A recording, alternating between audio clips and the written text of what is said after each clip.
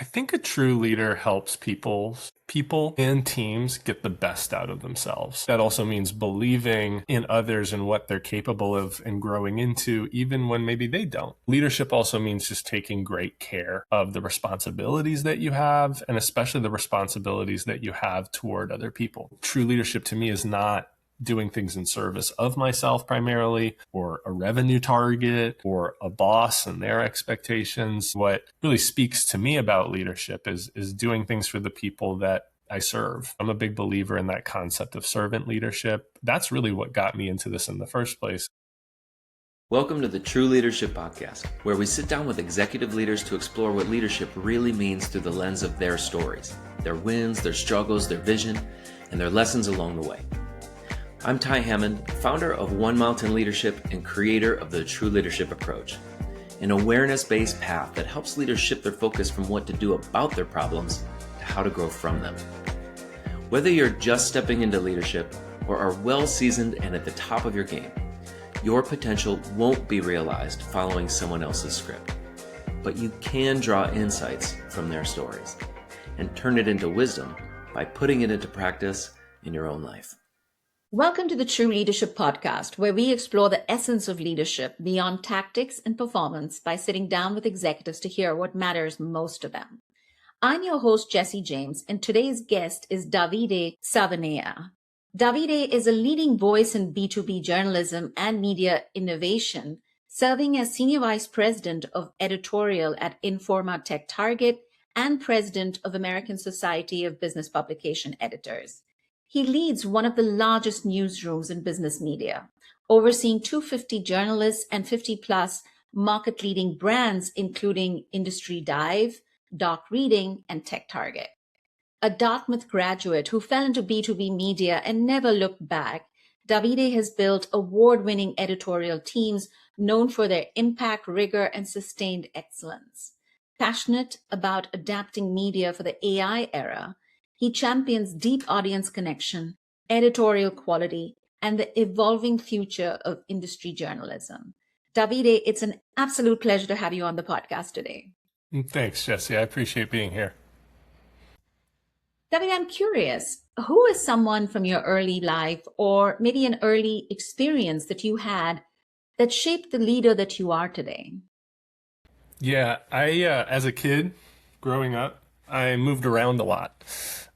With my mom and my dad and my three younger brothers. And so I got to experience a lot of different cultures, perspective, change as well, and I think that helped me relate and connect with a lot of different people, see different perspectives, be able to put myself in different shoes, as well as understand how to adapt to change, which can be really, I think, challenging, right, for all of us as human beings. Also developed a really tight bond with my family. I saw the way my mom and my dad handled those changes when they were really disruptive at times in our lives, and just led the family as like a really close-knit, tight unit. And so I saw how much of a team that was, and how my mom and my dad also brought very different but complementary, strengths to trying to lead the family together across different continents and countries. And then also just being the oldest of four boys, having three younger brothers, that was quite rambunctious and all of that. But sometimes that came with responsibilities. Maybe at the time I thought about them as burdens and sometimes rejected them. But I think it was really important to teaching me how to bring people together, how to connect with my different brothers, and how to handle conflict and disagreement, how to create trust and alignment with each other. And I wouldn't have thought this at the time, but now it's kind of helped me kind of reflect a little bit on what that responsibility, what the meaning of being a leader really is, right? And so it's never really about just yourself, but it's about the whole and looking out for each other and taking good care of each other as a team, as a family, depending on whether that context is life or work. And Davide, how have these experiences with your family and moving around so much and your responsibility with, towards your brothers, how has that informed the leader that you are today?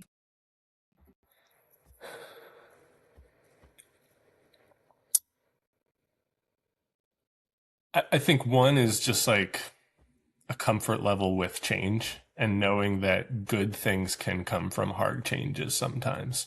So I didn't want to move some of the times that we had to move, but in hindsight, those were some of the most formative experiences of my life. They helped me become a lot more worldly.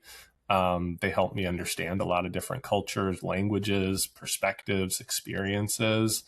So I think that that's something that, um, from a leadership perspective, understanding how to connect with, relate to, understand, put myself in the shoes of a lot of different people, whether it's the 250 different people perhaps on my staff, or a lot of the people who are in the community of B2B journalism that I try to help and serve, to, the CEO of the company. It's really important for me to be able to understand, what's really inside of their minds, inside of their hearts, right? And things like that. So that, because I think this is all a team sport, so how do we get the best out of each other? How do we get the best out of the whole team together? And leadership is just, it's right. Like, to me, it's not a role in the sense of there's one leader of the team. Anybody on the team can be a leader. Maybe one person is the manager, but everyone kind of has to come together to bring the best out of each other. So I'm a big believer in that. And I think that that's something that, within my family, it's not that there was never any disagreement or conflict or like things like that. But at the end of the day, we all cared really deeply about each other. We were very invested in each other being successful, and successful as well as like a family unit. And so I think, I see a lot of that in hindsight now in how I approach work, my volunteer work, my full-time work, and why I got into leadership in the first place, which I never thought I was going to. Even when I graduated from college, I never thought I was going to end up in leadership. It just wasn't what I was thinking about or thought about. And what resonated for me also was the fact that you said that leadership has, different sort of the different things or different aspects to leadership, right? And that's what this discussion is about. It is about exploring the essence of leadership. So I'm curious, what does true leadership mean to you? From your perspective, what makes a true leader? Yeah, I was thinking about that because you sent over the question, right? And I think a true leader helps people and teams get the best out of themselves. And sometimes I think that also means believing in others and what they're capable of and growing into, even when maybe they don't. I think leadership also means just taking great care of the responsibilities that you have, and especially the responsibilities that you have toward other people, to take great care of other people, to look out for others. True leadership to me is not doing things in service of myself primarily, or a revenue target, or a boss and their expectations. To me, what really speaks to me about leadership is doing things for the people that I serve, the community, the staff, the audiences that we serve on our publications. So I'm a big believer in that concept of servant leadership. That's really what got me into this in the first place, because I don't know what my concept of leadership was before I actually became one. I think it was a very different idea of what it actually is.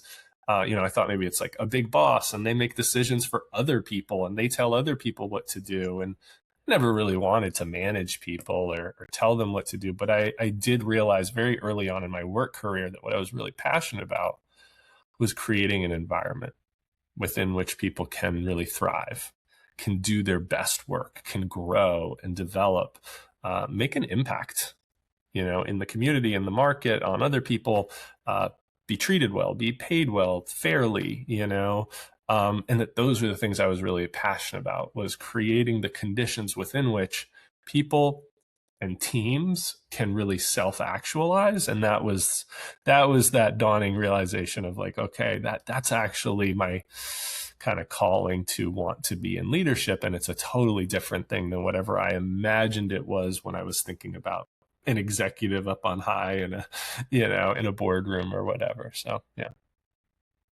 And can you share about a time when you realized that your way of leading or living no longer met the demands of your work and life and growth was needed? Yeah. I was thinking about how to answer this question, and so I'm gonna, start with maybe a little bit of a short story here that just brings us, it may not sound, let me put it this way. I don't know if it makes sense from the beginning, but maybe it'll make sense once you hear it all. So I got divorced a few years ago. Um, and I was, really reflecting and processing kind of the end of that, 12-year relationship and 7-year marriage. And I had 3 kids out of it. And like, it was very fulfilling and I grew a lot in a lot of different ways. But I think, why did that break down and why was it not fulfilling in a lot of ways by the end of that relationship? And this is not about the other person or anything like that. It's more about that I found and realized that I had been, and I was doing this myself, I had been putting myself second in a lot of ways, and I lost sight of my individuality, my needs, my identity. And I was effectively really just trying to make everybody happy. I was trying to make the kids happy. I was trying to make my wife happy, without making myself happy, without even thinking about that, losing real sight of that. And in particular, I wasn't good at being direct. I wasn't starting with myself. I wasn't good at being honest and direct with myself about my own needs. And I also wasn't good about being direct with other people about either my needs or any difficult kind of situations, because again, I just wanted everyone to be happy.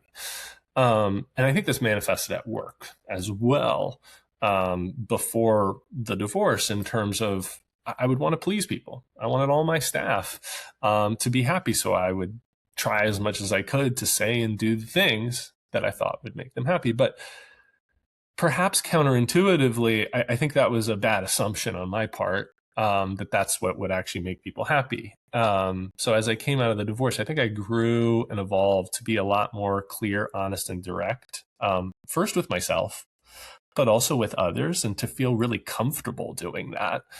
I think, right, like true kindness, it comes from a place of really caring about somebody. So caring about somebody, I think, is not telling them what they want to hear. It's telling them what they need to hear, and what you really think, right? And doing so from a place of respect and care, and right, but not just telling them what they want to hear because that will make them happy, but it's not actually how you feel. So this is something that really helped me evolve into a better person, I think, a happier person as well, but also a better leader, a better parent, a better co-parent, right? And perhaps counterintuitively, I think the people in my life, the people in my work are actually happier when I'm clear and direct, and coming from a place of caring and kindness again, but not soft shoeing or sugarcoating things or trying to please people just by default, and worry too much about how people will feel from what I say, right? Being thoughtful and mindful about it, but letting go of that control of like, I need them to be happy, and I have to be attached to that outcome. So I think that's been a really great evolution for myself as a person. And I think it's really shown up in my work as well. Davide, reflecting on your journey over the past few years, especially after the divorce, what's been the most valuable investment that you've made in yourself for your own growth? And how have you changed and evolved? What was that journey like? And what was the impact on those around you? Yeah. I think maybe I'll just start with a brief conversation that I had with my therapist, actually, that really encapsulated some of this. And I was talking about, to him about how both in life and at work, I believe in growth, in, always trying to grow. But I've come to realize that that's an assumption that maybe not everyone shares. And he said to me very pointedly, aging is mandatory, growth is optional. And I very quickly responded to him, well, for me, it's not. And so for me, it's actually the most valuable investment is that mindset, like that ongoing practice of always trying to learn, always trying to get better, always trying to grow, and being open to receiving that growth from wherever it may come from. I think growth is hard, true growth, right? I don't think there are shortcuts to that. I think you have to have like hard moments and difficult situations. Those are the things, right? Like we all have trials and tribulations in life. To me, it's just a question of whether they weaken us or they strengthen us. And I think right? To me, like, how can we use the difficulties that we face in life to help make us stronger and better? And what can we take away from those things? I don't think we learn a lot from winning and success. I think it's great to celebrate that, but I actually think like it's the losses, the difficult moments, the challenging feedback and things like that that actually, to me, are the most memorable moments in my life and my career, when I grew the most, especially in hindsight. And like I said, I think growth is hard. So a lot of that investment has come in different forms, right? But one of which is just, I never went to business school. I never went to like a really formal leadership program before I became a leader. So a lot of it was just like, reading books, realizing like, hey, I'm not able to be the leader that I want and create the impact that I want yet. And maybe in this specific aspect, I can see that that's blocking me from being able to do that. So, let me go out and read some of the literature. Let me learn from some of the best experts. Let me talk to people who've been through some of these experiences. I did have the privilege, after I kind of went into leadership, to do 3 different leadership intensives over the last 15 or so years of my career. And each one moved the needle in a big way. But in particular, as part of each of those, or at least 2 of them, I should say, I was able to get 360-degree feedback from 10 people around me. My boss, my direct reports, other colleagues in different roles. And I will say, like, it wasn't always easy to read what, people wrote, especially in terms of the critical feedback, but it was so important for me, and as long as I was able to like process and manage my emotions and my ego and the fragility that sometimes can come with that, right? Like, feedback can sting tiny bit, but once you let that sting go away, there's something there that really lasts, that if you use it well, you can receive that feedback with clarity, that you can really work on, you can get better. And I always went back to those folks that shared that feedback to try to have a conversation with them, to say, like, first of all, just like, thank you for sharing that feedback. I know it's not easy. 2, say to your boss or someone else, right? Like, here's a thing I really think you need to work on that's getting in your way. Like, so I was really grateful for that feedback, and I tried to use it to both get better, but also strengthen the relationship that I had, so that, if they wanted to continue to give me feedback, they could. And they would know that it's a safe space to do that, and that I would really have gratitude for what sometimes is things that are not easy to say. Yeah. Thank you for sharing that. That resonated for me personally on so many different fronts. What's your vision for your leadership, your legacy, or the impact that you want to have in the years ahead? Such big words, legacy, and it really made me think. I mean, I want to leave a mark. I want to change people for good. I want to change people, organizations, communities, and help them get better. I work in B2B media right now, and media is just going through massive disruption and change, as we speak here. And so I feel a real deep, calling and responsibility to lead my team through that change, knowing how hard change is, knowing how confusing and disorienting it can be, and to bring a really clear vision that's of a compelling future that we can build together, and to share that vision both with other people, but also allow people to add to that vision, and again, to really share the ownership of it. And so I think if people are changed for the better in some small way as a result of me, that is something that I'm super grateful for. I want to have a positive impact in the community. I want to have a positive impact with people, in my life and in my work. Got it.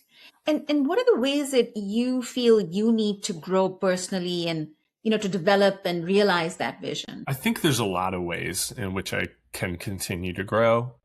One of the ways that I'm really trying to practice is just like being the lead, right? Like being the leader that meets the moment, being the leader that people need in that moment. And there are times when I recognize, like, I know kind of like what is needed, and I'm not able to bring that right now.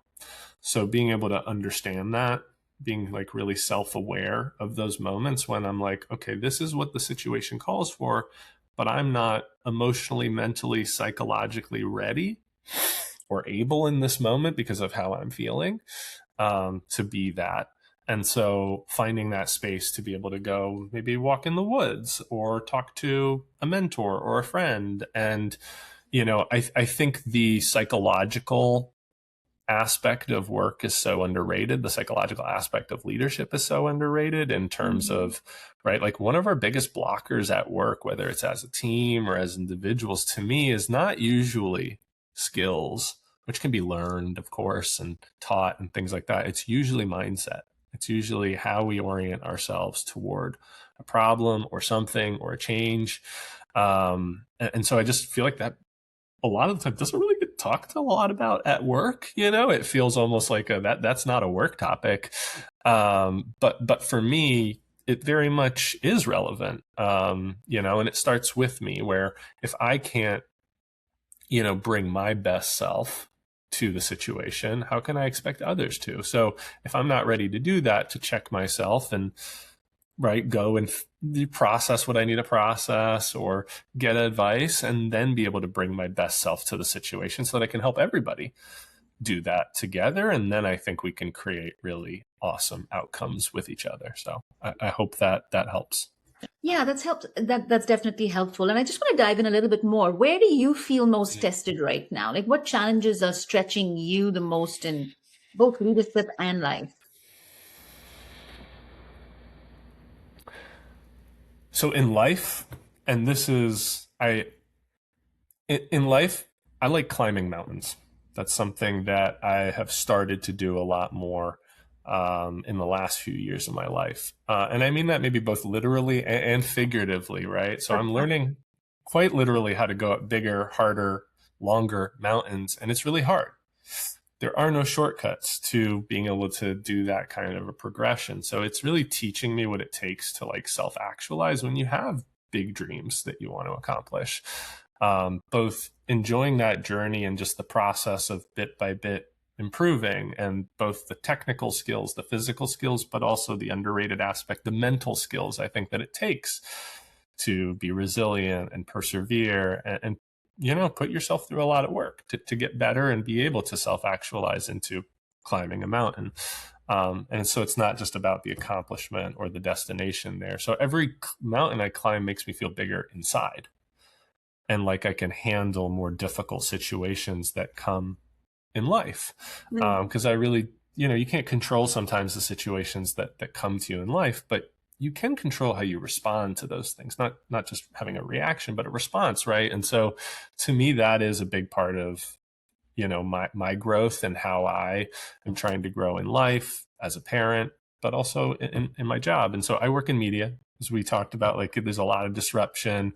Everybody's talking about AI, right? A lot of change. And I think that's really overwhelming. I think it's really difficult for folks who work in this environment. People are both tired of change. They're scared of layoffs, and they're fearful that AI might automate their profession and a number of things. And so it's my job, and maybe it's more than just a job, because I think it's something that I'm truly passionate about, and is to help create and share a vision for the future and how we can work together, whether it's, my staff, the broader B2B journalism community. We can work together to climb this mountain. We can visualize what that summit of the mountain looks like, that, looks good to all of us. It's something that we all kind of want to be there.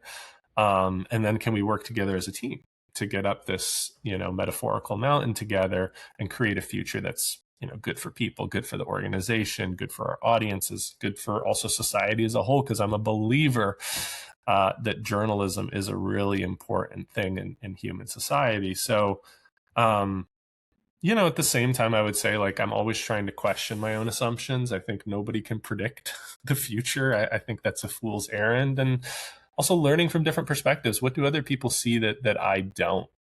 So I think one of my, I would say, hopefully it's an edge, is, how do I surround myself with people who have different perspectives, who have different strengths, who see things differently, who, we really share maybe a vision, but we can push each other. We can challenge each other in ways that are really respectful, kind, but ultimately help us create the best possible future together, because any one of us alone can only think so much or do so much, but together I think we can actually create a future that is even better together. So I think as we were just talking about, I think helping people through the big pieces of all these changes is one of the biggest things, because it's not just a change in a workflow or in what skills are required. It's emotional, it's psychological, it's mental, it's all these other things. I think workflows can be adapted, skills can be taught, but so little emphasis, I think, goes into how do we help people shift perspective and mindset, and do so not in a deceptive way, but in an open way, right? And I think that is sometimes the biggest invisible blocker to the future that we want to create together. So yeah, first and foremost, I think like I have to model that. That has to start with me, right? I have to focus on how I'm orienting myself to change. So for me, growth starts by looking inward, right? Like organizational growth actually starts with inner growth. So that for me is, I guess to put it simply, it's how do I help everyone self-actualize together? And that can also be a shared thing where other people can help also me self-actualize and vice versa, and to create an environment within which we can grow together and grow the organization and grow the outcomes, I think is where things get really aligned in terms of like that social contract you have with employees and employers. So hopefully that wasn't too rambly of an answer, because it definitely went in different tangents, but Well, you had me riveted. I didn't know where I was going to land. Into self-actualization, and I'm like, wow. Everything I said was authentic, but it was not a linear process. Thanks for bearing with here's me. my last question, and it's more than an invitation. So you have the time and space here to share whatever it is that's top of the mind and heart for you. Anything at all, the floor is yours. I think, if I was talking to myself 10 years ago or whenever I was first becoming a leader, I would really try to tell myself that, you don't need to be some idea of a leader, whatever you think that might be.